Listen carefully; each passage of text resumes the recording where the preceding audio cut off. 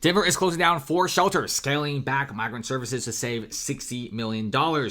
They are going broke, right? In fact, they're saying they're spending $120 million in the next few months on the migrant crisis. Guys, Denver is not rich, right? They don't have as much money as Chicago and New York City.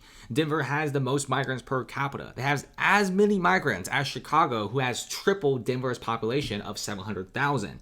Denver is frankly going broke. Oh, they closed 4 shelters. Now what? Most of the migrants are now sleeping on the streets in tents. Is this really a city where you want to do business or go on vacation with? Probably not. Now, Denver property owners are asked to rent their properties out to migrants. Denver is now trying to shift themselves away from shelters to property owners. They're also saying that you could do this, but we're capping the rent at $2,000. If you guys ever been in Denver, the rent is super expensive, and $2,000 for a few migrants in your property is probably not going to work out. Especially given that Denver also has a university. They have a lot of med students, nursing students. They have a bunch of hospitals. They also have a bunch of businessmen. Their properties' vacancy rates are very, very low. So I highly doubt that these property owners are going to be willing to rent out their properties to migrants, especially the rental yields aren't even that high. It's just a capitalist market, right? You know, it's your property. You do what you want with it. But who knows? Some people even saying that Denver may be forcing some property owners with vacant properties to possibly rent their units out to migrants. In fact, Mayor Mike Johnson right now is already super unpopular. Who is the mayor of Denver? Nobody likes him right now because he put this whole sanctuary city on Denver when nobody asked for it. People are still wondering right now, okay, I get it if it's LA, San Diego, or Seattle becoming a big sanctuary city. Why in the world did little Denver become a sanctuary city? That's what everyone is scratching their heads about. From Lakewood to Aurora, Denver's suburban cities left and right are all asking the same thing. Why did Denver do this? Was this really necessary?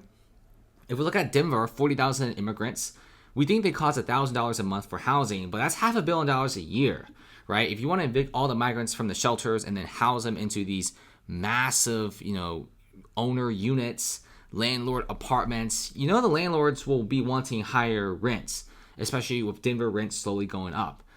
And yeah, the city's going broke. They don't have enough money. Now many people are sleeping on the streets, and Denver is already laying off government employees to pay for the migrant crisis. These government employees have been living in Denver for decades. They pay taxes. They pay their fair share all the time. They're working class citizens.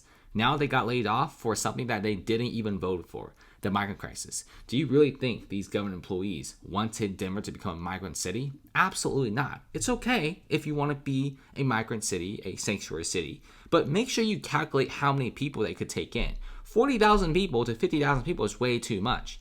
Denver could probably only take 1,000 max. That's it. Not like a mini suburban city's worth of people.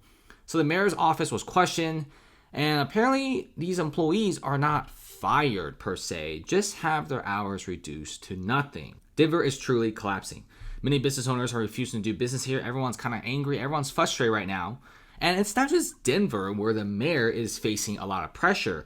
There's mayors of every single sanctuary city facing a lot of pressure. And New York City, Mayor Adams has had an epiphany on the migrant crisis, and he's even thinking about deporting some of the migrants and halting New York City as a sanctuary city. He doesn't want New York to have this sanctuary name in it anymore because New York is literally crumbling from the migrant crisis. There's 200,000 people in New York City.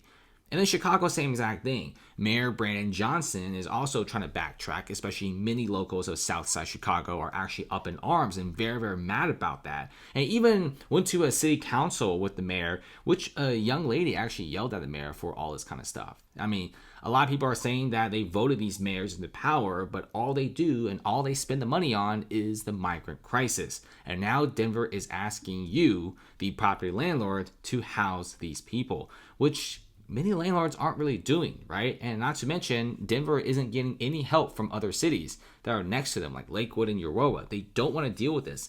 They're very small. They're not meanies. They're not being negative on the migrant crisis. They're just a small city. They can't take this sort of traffic. This is a Denver problem. And people are saying that don't be trying to put this problem on other cities.